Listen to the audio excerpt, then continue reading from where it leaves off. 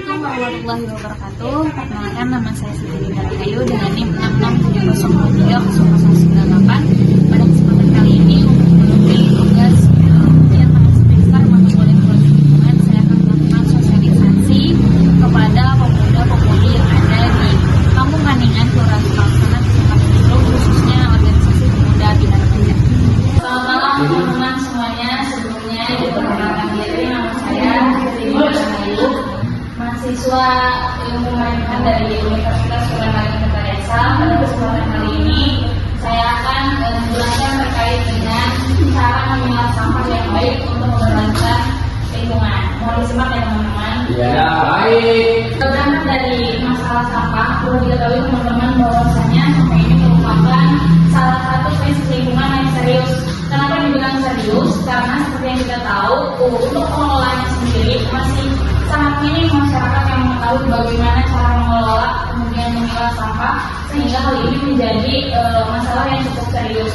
Nah, timbulan sampah nasional untuk saat ini itu sudah mencapai di angka 21,65 juta ton per tahunnya, dan sebagian besar TPA atau tempat pembuangan sampah itu diproyeksi kelebihan kapasitas atau bisa dibilang sudah overload. Tantangan utamanya itu yang pertama rendahnya kesadaran masyarakat. Masyarakat yang memang paham atau tahu terkait dengan pemilahan sampah itu masih bisa dihindari, karena sebagian besar itu tidak tahu. Mungkin di lingkungan teman-teman juga, entah itu dari orang tua atau teman-teman sendiri, masih menyatukan sampah antara organik dan anorganik, serta B3 itu dalam satu tempat. Kemudian yang kedua, kurangnya pemilahan sampah. Dari keterbatasan rendahnya kesadaran, sehingga berimbas pada orang-orang yang memang paham akan pemilahan sampah. Kemudian yang ketiga, lemahnya pengelolaan yang menyebabkan hanya 35% sampah itu dapat dikelola dengan baik. Sebetulnya teman-teman, sampah itu bukan masalah yang besar ketika kita tahu cara mengelolanya gitu. Tapi kalau kita sering mencampur semuanya dalam satu tempat, akhirnya sampah ini sedikit demi sedikit menjadi suatu masalah. Berdasarkan data yang coba saya riset, di sini ada beberapa TPA yang bisa dibilang sudah overload atau melebihi kapasitas. Yang pertama di sini ada TPA Cigucang, ini terletak di daerah Tangerang Selatan.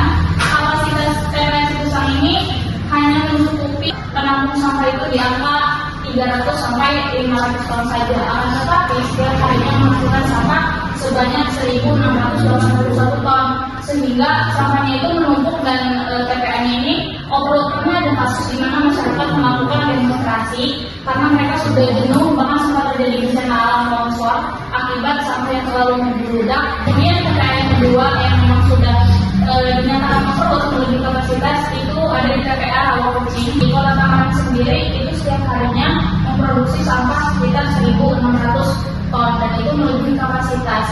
Dan Kota Serang sendiri sudah masuk ke wilayah waspada sama overload juga, di mana setiap harinya mereka menampung sampah di angka 1.100 ton. Akibatnya dari sampah yang menumpuk ini menyebabkan bau busuk, kemudian polusi udara, gangguan aktivitas warga, bahkan sempat ada aksi demonstrasi di TPA Cigucang karena warga sudah semakin jenuh, serta kondisi ini didorong oleh tingginya timbulan sampah serta minimnya pemilah dari sumber dan ketergantungan pada organik itu sendiri. Penyebabnya yang pertama dari perilaku dan kesadaran masyarakat. Ini menjadi poin penting, di mana kesadaran itu poin utama. Ketika masyarakat sudah sadar akan bahayanya sampah, mereka akan jauh lebih hati-hati dalam memilah dan mengelolanya. Kemudian yang kedua ada pertumbuhan populasi atau urbanisasi. Seperti kita tahu, angka urbanisasi sampai sekarang itu masih banyak perpindahan penduduk dari kota ke desa atau dari desa ke kota. Jadi semakin banyak masyarakatnya akan menghasilkan banyak sampah yang jauh lebih tinggi juga gitu. Nah, di sini teman-teman ada dampak dari bahayanya sampah itu sendiri. Ada yang saya ambil. Yang pertama itu pencemaran lingkungan, itu udah pasti ya teman-teman. Dari sampah kita bisa menimbulkan bau yang tidak sedap. Kemudian ini juga bisa menyebabkan penyakit untuk masyarakat serta menyebabkan saluran air apabila sampah itu tidak dibuang sesuai dengan tempatnya. Ini juga bisa menyebabkan bencana alam, salah satunya banjir. Nah, kemudian di sini ada jenis-jenis sampah yang perlu teman-teman ketahui. Yang pertama ada sampah organik. Apa yang dimaksud dengan sampah organik? Sampah organik di sini itu merupakan sampah yang memang mudah terurai secara alami dan memang berasal berasal dari makhluk hidup itu sendiri. Contohnya kayak sisa bekas makanan, kemudian daun, nah itu masuk sampah organik. Kemudian yang kedua ada sampah organik. Kebalikan dari organik, kalau organik itu mudah terurai, kalau sampah anorganik itu sulit terurai. Biasanya itu berupa plastik, botol, logam. Dan yang terakhir ada sampah B3, sampah yang memang cukup berbahaya dan beracun sehingga membutuhkan pengelolaan yang memang khusus gitu dibandingkan sampah organik dan anorganik. Contohnya seperti baterai, lampu, serta bahan-bahan kimia yang memang membahayakan. Ini ada cara pengelolaan sampah yang memang mungkin bisa teman-teman lakukan atau sudah dilakukan. Kita bisa mulai dari langkah yang kecil dengan cara pemilahan sampah. Tadi ketika kita sudah tahu jenis-jenis sampah itu ada apa saja, misal anorganik dan organik, itu bisa kita pisahkan teman-teman, jangan disatukan. Kenapa harus dipisahkan? Karena ketika disatukan itu justru akan menjadi jauh lebih bahaya. Kemudian yang kedua ada pengumpusan sampah. Ini biasanya dilakukan untuk sampah-sampah rumah tangga kayak bekas makan, itu sebetulnya bisa dijadikan kompos ketika kita sudah tahu bagaimana cara mengelolanya. Dan ada penerapan 3R, reduce, reuse, and recycle, serta penyaluran ke bank sampah. Dimana tadi aspek kesadaran masyarakat itu merupakan salah satu hal yang penting.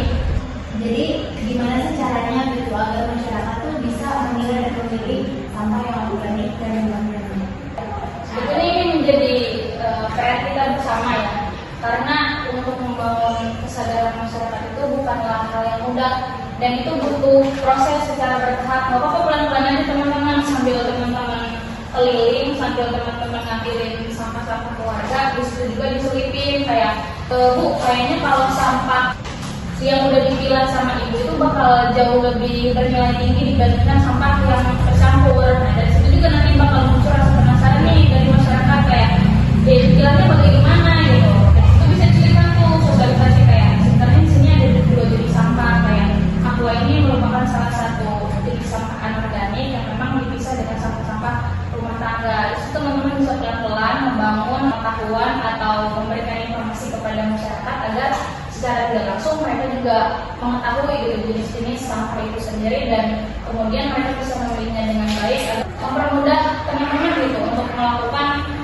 pemilahan gitu. Sebenarnya atas waktu dan perhatiannya, saya akhiri. Wassalamualaikum warahmatullahi wabarakatuh.